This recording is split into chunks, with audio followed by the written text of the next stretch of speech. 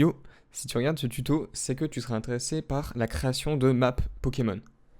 Et bah sache que c'est vraiment pas compliqué et ça prend juste à peine environ 10 minutes à apprendre. Dans ce tuto, je vais vous expliquer comment créer des cartes en utilisant Tiled, qui est un logiciel complètement gratuit et qui est vraiment simple d'utilisation et très cool. Et sans plus tarder, on va pouvoir commencer directement. Donc d'abord, ce qu'on va vouloir faire, c'est ouvrir le workspace Tiled. Donc un projet, ça a cette structure, donc il y a le dossier Assets, Maps, Overview, Tileset. Et ici, on a notre Tiled Project. Ça, c'est un truc que j'ai rajouté, qui n'est pas présent de base dans PSDK, mais que je vous fournis. Et donc, vous pouvez ouvrir ça, et directement, parce que vous avez ouvert depuis mon fichier, vous avez accès à toutes les maps du jeu, ainsi que les tilesets qui sont ici. Donc par exemple, disons que je voudrais ouvrir cette map, hop, ça s'ouvre. D'ailleurs là, vous ne voyez pas mes tiles, mais c'est parce qu'en fait, j'ai la fenêtre sur mon autre écran. Parce que comme vous voyez, bah, vous pouvez placer le truc où vous voulez. Donc voilà, je peux la mettre ici si je veux, ou alors je peux juste la détacher, ce qui est plus simple. Donc là, c'est comment on ouvre des maps. Mais pour le moment, on va pas s'intéresser à ça, parce que nous, on va vouloir créer notre propre map, une nouvelle map. Donc, il faut juste aller dans l'explorateur, et on va pouvoir aller dans le dossier map. Dans le dossier map, on a toutes les maps qui sont en .tmx. On va chercher le fichier z-template, et on va pouvoir copier-coller ce fichier. Donc hop, j'en fais une copie, et ensuite je vais le nommer le nom de la map que je veux créer. Donc par exemple, disons que je veux créer la ville Zephyrion. Hop, je nomme Zephyrion. Ensuite j'ouvre. Et vous pouvez voir qu'à gauche, j'ai encore les maps et les tilesets. Parce que j'avais ouvert mon fichier projet, tiled project, et vu que j'avais ouvert ça, bah du coup, ça m'affiche tout le contenu des dossiers qui sont contenus dans le répertoire où il y avait le fichier. C'est un peu compliqué, oui. Mais du coup, voilà, j'ai toutes mes maps, j'ai tous mes tilesets, et c'est nickel, parce que comme ça, je pourrais sortir un tileset si j'en ai besoin, ou observer une autre map pour prendre de l'inspiration.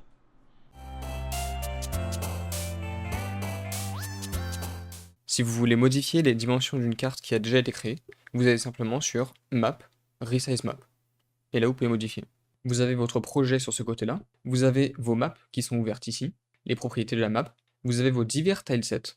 Malheureusement, on ne peut pas déplacer ces cases de tilesets, et vous voyez qu'on peut en ouvrir plusieurs à la fois. Les tilesets s'ouvrent et ferment automatiquement selon les maps qu'on a actuellement ouverts. Si on veut ajouter un nouveau tileset à la map, on peut juste drag and drop le tileset.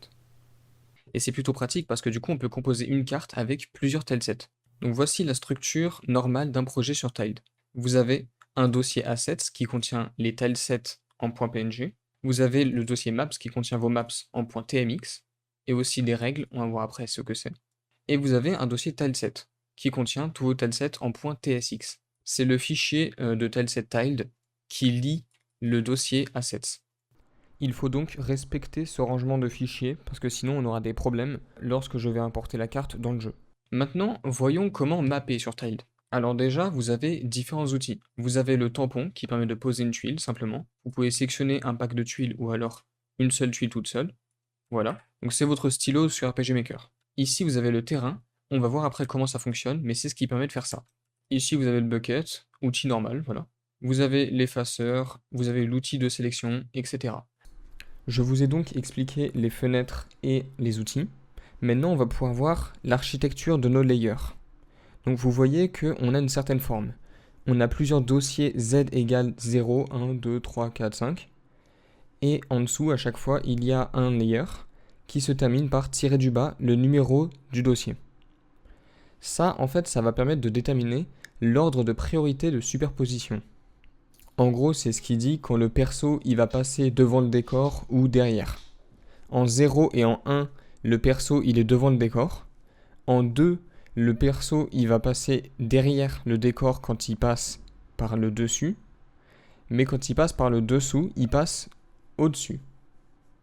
En 3, en 4 et en 5, le héros il passe au-dessus. Mais du coup, à quoi ça sert d'avoir 0 et 1 puisqu'ils font la même chose? Et à quoi ça sert d'avoir 2, 3, 4 alors qu'on a 5? Et bah à pas grand chose en fait. Ça servait avant mais maintenant ça sert plus vraiment donc on va surtout utiliser du z égale 0 et du z égale 5.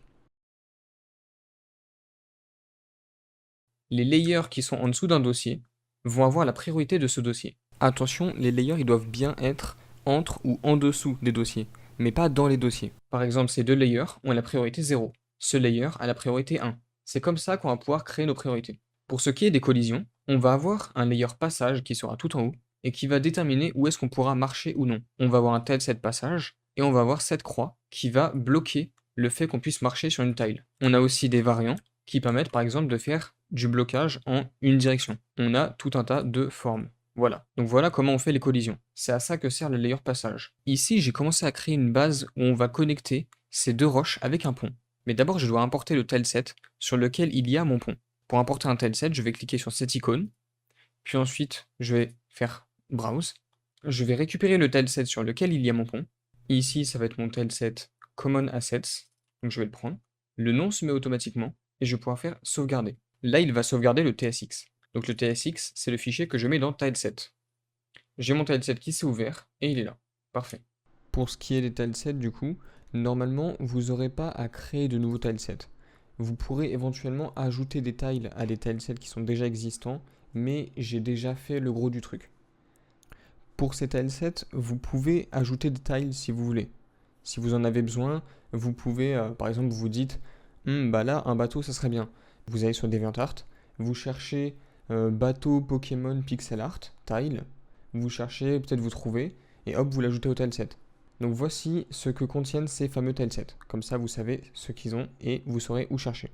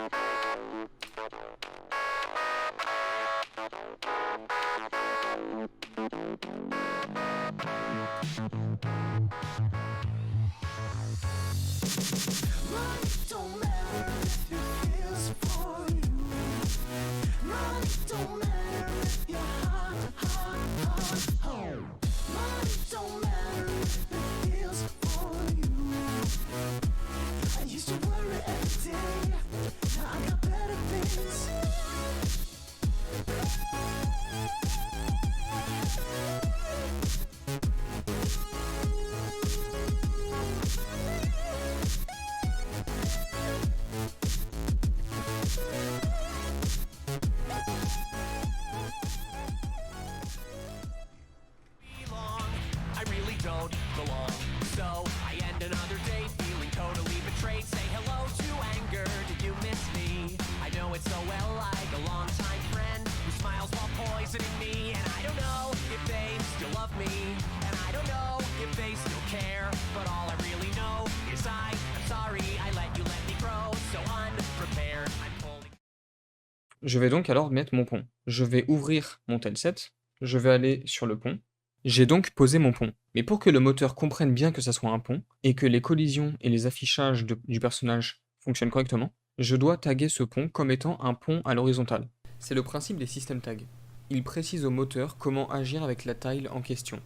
Par exemple, si on tag une tile en tant qu'escalier, le personnage sera plus lent lorsqu'il marchera sur cette tile, afin de donner une réelle impression de monter un escalier. Je vais pouvoir aller sur System Tag, Bridge, et mettre la tile de collision bridge horizontale.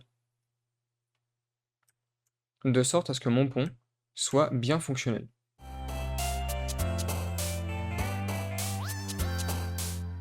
Nous allons donc passer à la partie de comment créer cette chose. Ce que je viens d'utiliser, c'est un terrain. Pour créer un terrain, et qui sache se placer correctement de cette manière, je vais aller sur mon tileset. Je vais pouvoir aller sur Éditer tileset. Le terrain que j'ai utilisé pour vous montrer comment ça fonctionne venait d'un autre tileset. Là, je vais le reproduire également sur ce tileset à partir de 0. Je l'ouvre donc, et maintenant je vais vouloir créer un terrain. Je crée alors un New Corner Set que je vais appeler Path. Ici, je vais renommer mon terrain comme Sand.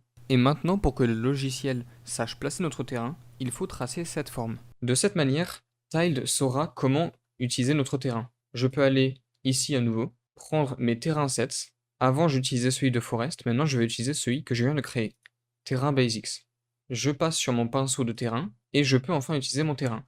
Je vous avais affiché le shortcut pour pouvoir placer le terrain de manière grande, 3 par 3 tiles au lieu de 2 par 2. Voici un autre shortcut qui peut être utile lorsque vous mappez. Si je veux placer une suite d'arbres qui sont collés, je ne peux pas utiliser seulement ma souris, je vais devoir maintenir Shift et drag. Et là, ça fonctionne.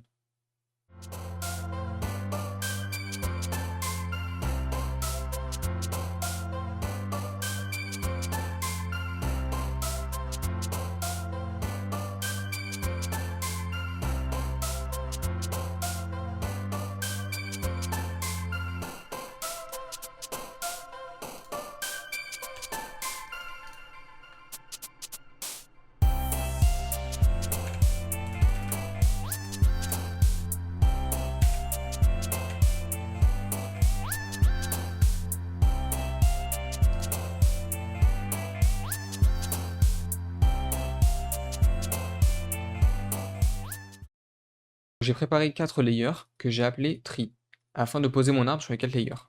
Mais c'est relou, car je vais devoir faire ça manuellement du coup. Eh bien non, car on va utiliser l'automapping afin de pouvoir faire ça automatiquement. Regardez, je vais aller sur mon tileset forêt, prendre le tronc de cet arbre, aller sur tree 0, et lorsque je vais le poser, il se pose automatiquement sur chaque layer correspondant à chaque Z. Comment est-ce que j'ai pu faire ça? Eh bien, c'est grâce au fichier rulestrees.tmx. C'est une simple carte, mais cette carte, on va l'utiliser comme une règle. Cette règle va nous permettre de faire ce qu'on a vu juste avant. Mais comment ça fonctionne? Alors, je vais vous expliquer les layers, mais pour ce qui est des layers région input et région output, c'est plus nécessaire de le faire depuis une certaine mise à jour. Donc je ne vais pas parler de ces layers, et vous pouvez les ignorer. Ces deux layers, ils représentent les croix et le rose derrière l'arbre. Vous voyez que nos layers, ici, dans notre fichier de règles, ils commencent par input-du-bas, ou alors output-du-bas. Et vous voyez que le nom de notre layer input tree 0 correspond exactement à notre layer tree 0 sur notre map. C'est comme ça qu'on va déterminer un layer d'input. C'est input-du-bas, suivi par le nom exact du layer dans notre map. Et pour définir les layers sur lesquels on va output des tiles, on va faire output-du-bas, le nom exact du layer. Donc cette tuile-là, elle va être output sur tree 1, et tree 1, il est ici. Si je renomme par exemple cela, que je renomme simplement en tree, je sauvegarde, et quand je vais vouloir placer mon arbre, il vient de créer un nouveau layer tree, parce que ce layer n'existait pas à l'origine. Il faut donc que vos noms de layer output correspondent aux layers output qui sont déjà présents. L'automapping d'ailleurs, donc le fait que quand je pose un trunk, ça va automatiquement créer mon arbre, eh bien il est activable ou désactivable. Vous allez dans Map, et vous faites automapping quand je dessine, ou alors vous utilisez le shortcut. Je peux donc le désactiver, poser mes troncs d'arbres, je vais revenir dans mes règles et renommer ça en tree 1, je sauvegarde, et là je vais faire ctrl-m. L'automapping a fonctionné correctement. Et donc c'est comme ça qu'on crée une règle, mais pour qu'on active cette règle, il faut que dans le fichier rules.txt, il y ait le nom de la map .tmx. Sinon la règle ne sera pas prise en compte. C'est pas obligé de mettre rules-du-bas devant, mais c'est histoire de ranger ces fichiers correctement. Et vous voyez que certaines tuiles sont animées. Comment on fait ça? Eh bien pour faire des tuiles animées, on va avoir d'abord un tileset d'animation, qui aura été créé par le spriter et qui contient toutes les tuiles d'animation. On va pouvoir aller sur le paramètre, puis faire clic droit sur la tuile qu'on veut inspecter, puis cliquer sur l'icône de caméra. L'icône de caméra va alors nous afficher les animations pour cette tuile, chacune des frames et leur durée d'affichage. Par exemple, si je voudrais rajouter cette tuile comme tuile finale, je fais double-clic, et hop, voilà, elle apparaît. Faisons un changement qu'on va voir. On va donc prendre l'eau qui est utilisée actuellement sur notre niveau ici. On va modifier cette tuile. Alors on va aller ici, et on va ajouter en tuile finale cette tuile de sable, pour que ça se voit bien. Hop, on fait appliquer, on ferme, et maintenant on peut voir que notre tuile jaune apparaît. C'est comme ça que fonctionnent les tuiles animées sur Tile.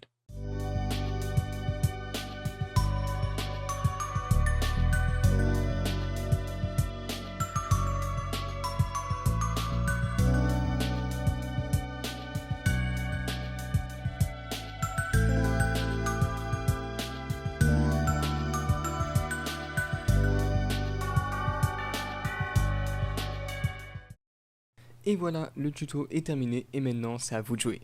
Let's go!